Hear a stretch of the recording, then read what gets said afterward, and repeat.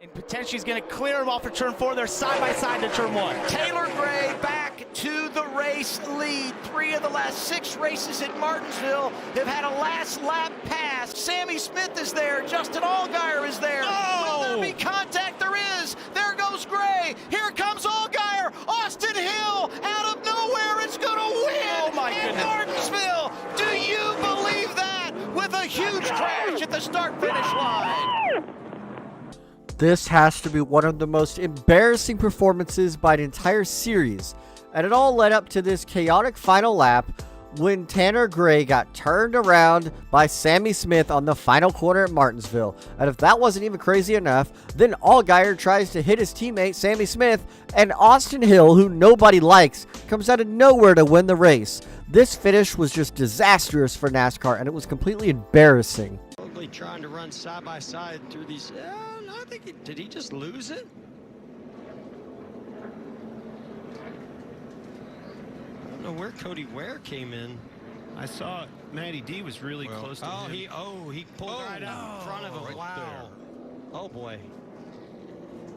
That was one of those days of thunder moments Well, right it's a there. dust cloud. Yeah. That was that time when you don't want to head for the smoke. I'd like to go back and see that replay again. The 21 I thought was right on the back bumper of Priest when he got loose. Yeah, that's what I'm curious is how Ryan Priest lost, traction in the rear and the car came around. You're going to win this race for me because it could be out of my hands. We've already packed the pit equipment up. Yeah, It's already in the hauler, Clint. Well, how about the opportunity? I guess you're going to have to see who's got tires. Yeah, about everybody has tires except, as Jamie Little reported, Tyler Reddick in that 8 car. Of course, he's fallen all the way back to... As we can see nowadays, Cody Ware easily isn't the brightest person on the planet and behind a race car. Cody Ware decided to wreck Ryan Preece at Sonoma and then get involved in the wreck, still somehow go off the track and then proceed to wreck Ryan Preece twice. First off, he would run in the back of him, and then it's like he blamed him and he turned right to run back into him. This is probably one of the most strangest wrecks Cody Ware's ever been a part of because he lost more brain cells than he had. It just shows how bad NASCAR is at processing drivers and letting them race week to week. Somehow Cody Ware still has a ride and is able to race anytime he wants to because he's under the charter agreement. This is just depressing. All right, guys, we crashed off of 2 here.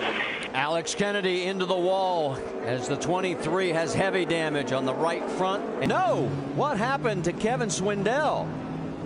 Holy cow. Good Lord. That is the 23, and what happened here? Must have pulled up in front of him. Oh, wow. Man. Oh. What a bad break for Swindell, dude. What did he do? He drove straight across the damn racetrack. I had the wheel cranked and everything. I was trying to go back up the track to just try and get back down to the pits and everything. See if we can maybe salvage the car as it was, and it wouldn't turn. This has to be the most dumbest way to re-entry back on the track after you've been in an accident. This number 23 car probably pulled off the most dumbest thing to do behind the wheel of a NASCAR stock car under caution. Once you're already wrecked, just get out of the way or go back to pit road, or even wait for the tow truck. This guy decides, I'm going to keep on driving, but instead I'm going to pull out right in front of traffic like an idiot. Unbelievable.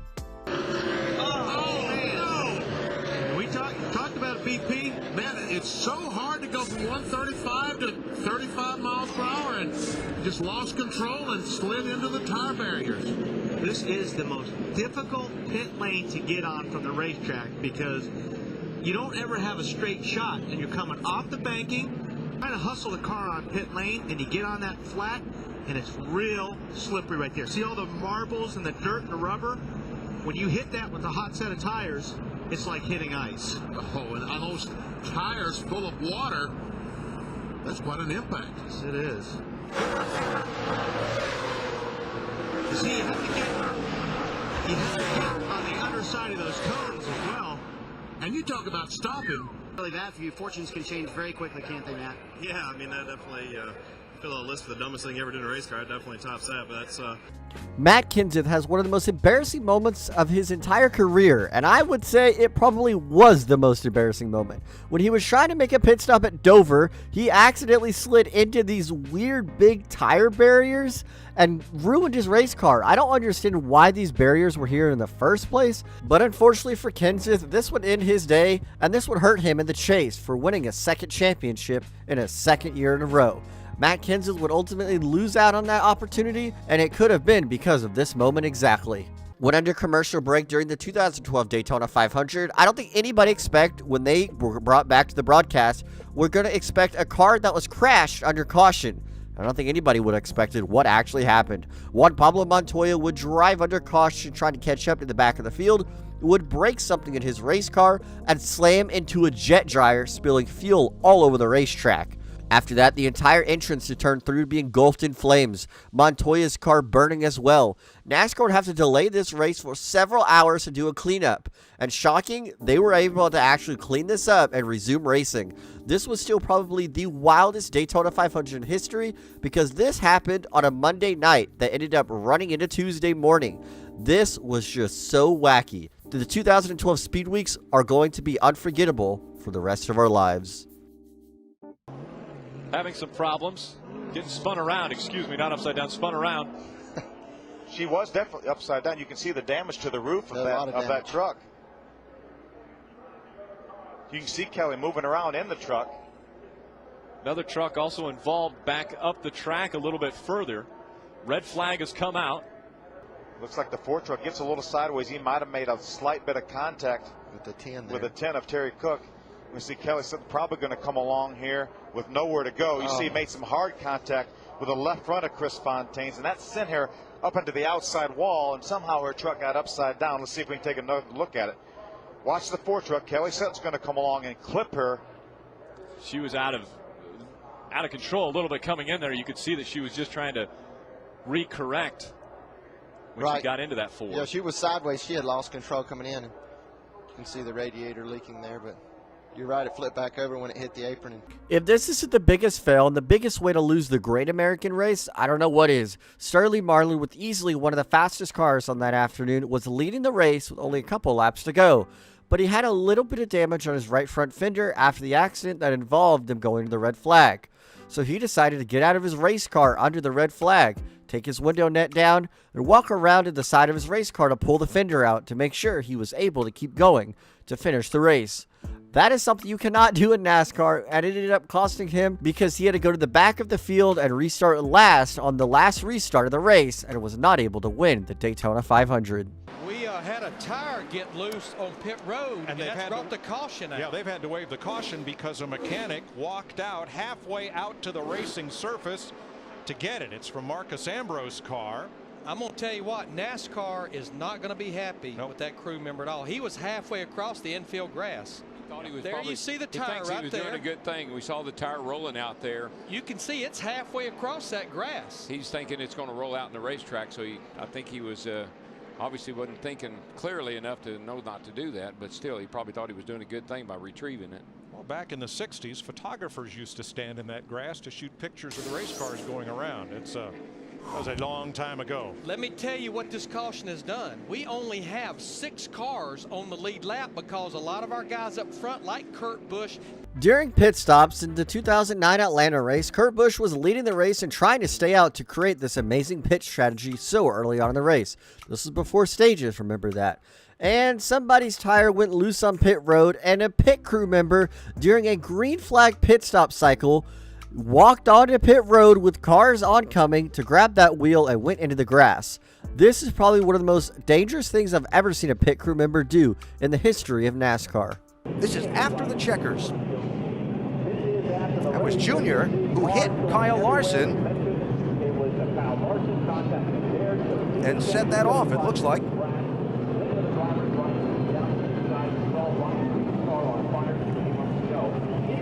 Oh, that was a hard lick right there for Ryan Reed. I know he's the most popular driver ever in NASCAR, but this is probably a moment that Dale Earnhardt Jr. wants fans and for himself to forget. After the 2014 Xfinity race at Daytona, he ended up getting into the back of a few cars, spinning them out, and causing a massive accident after the race. Funny enough, Dale Jr. would actually go on to win the Daytona 500 the following day. That's pretty ironic that this happened. One of his dumbest moments turned out to be one of his smartest moments just a day later. Going back to dumbest moments, Paulie Haraka, in his first ever Cup Series debut, decided to wreck before he even got off pit road. That is something that's probably never happened in a NASCAR race and probably will never happen again. Got into Alex Kennedy, both set to make their Sprint Cup debut today, and here's a replay of what happened. That's just guys not paying attention. That's all right. that is. 19, the white machine of Alex Kennedy. In her inaugural season in the Cup Series, Danica Patrick showed how dumb she was on the racetrack, tried to wreck Landon Castle, and she ended up wrecking herself in the process. This ultimately was the demise of Danica Patrick's race at Kansas and put a big asterisk on her career at what was to come. And we've been talking about the race car drivers having trouble with this track. How about the pace car driver? So we are going to assume this is Brett Bodine just because it's fun.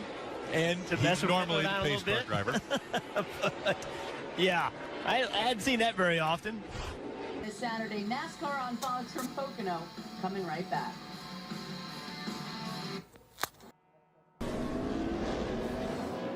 And now, Matt DiBenedetto and Jeb Burton, oh gosh, got turned around by a track truck. Holy smoly. Well, I guess when you're trying to get into your pit. The sweeper's a weeper. Now, we saw Matt Kenseth once spin into his pit and get serviced that way. And yeah, all it says is you have to be in your pit box. It doesn't say which direction. Oh, that's true. The winner. I've never been wrecked by a wrecker. Natalie Decker they're trying to push Natalie Decker off the track after being involved in an incident, and then push her onto it. I think she wanted to turn on the pit road, and the wrecker driver didn't realize that, and she was trying to hit the brakes, and he was on the gas. He was on the gas. A bunch of them did, but not our leader. Whoa! Car goes around in the trial, the spinning, sliding out of control. B.J. McLeod brings out the caution. Stenhouse has wrecked on pit road with Tyler Reddick. B.J. McLeod in the 51 coming into frame here at the top. And there's Tyler Reddick. All of them in their first 500 start and moves on. Yeah, and I just wonder if McLeod was trying to get woed up. And I think Cody Ware had no idea he was coming to pit road. Bubba Wallace with a massive hit there, Steve.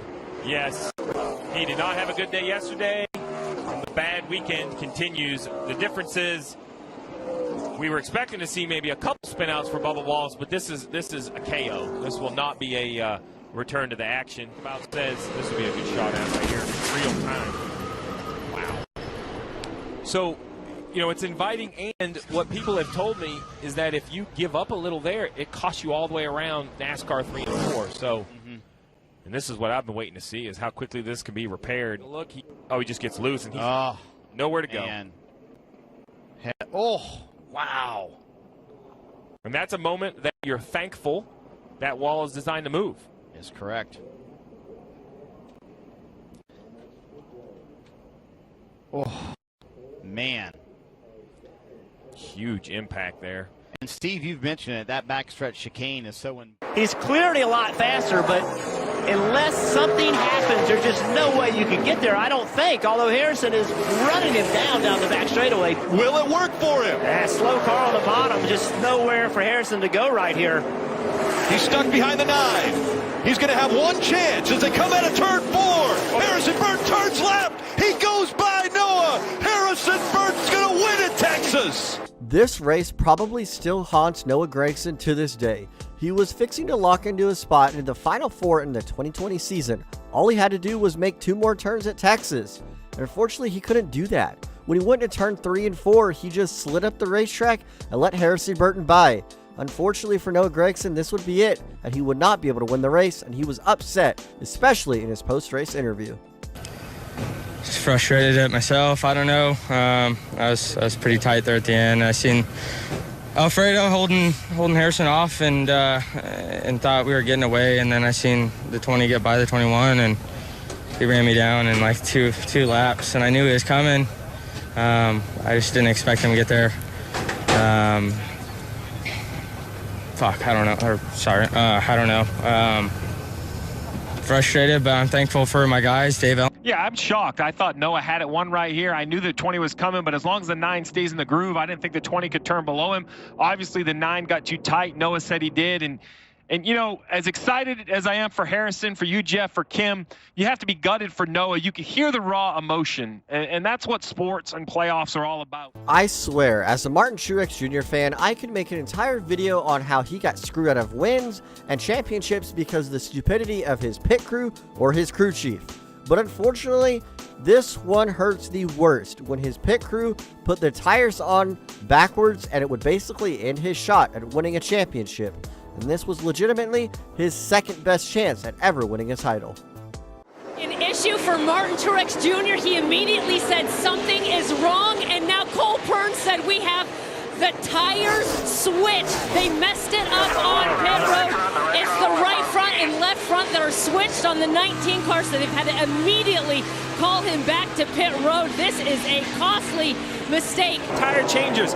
These are the mistakes that can cost you a championship. The 19 team making an extra stop on pit road, put 4 tires on it. The dominant car. 98 laps led today, and here it is. You see Cole Pearn doing all he can do, reacting, coaching, leading, bringing his team to pit road. Nothing he can do now, though, but just watch as his car loses time. Commit to running as long as they can, but these guys are trouble here, turn 3. It's Bubba Wallace and Eric Jones. Oh my goodness. That's exactly what happened. You couldn't do that. They were single file. The air cleaner is completely off of Eric Jones's car. Now, this is the group, the Toyota group, guys. They were single file driving off, as Kevin was talking about, getting into turn 3. What in the world? Denny Hamlin is in it, down in the apron. Well, see him move up. The 23 actually gets into Jones, and then they start moving around, stacking them up. I'm sorry to interrupt you, but what we were talking about earlier, over that tunnel, you see the back of those cars moving around. Look at that.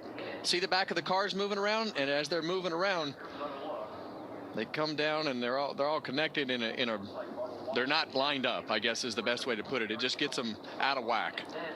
Now, Denny Hamlin was to the inside. Somebody must have slid down into him off the banking. That is a good plan gone wrong. This has to be the most embarrassing moment for a manufacturer in NASCAR, period.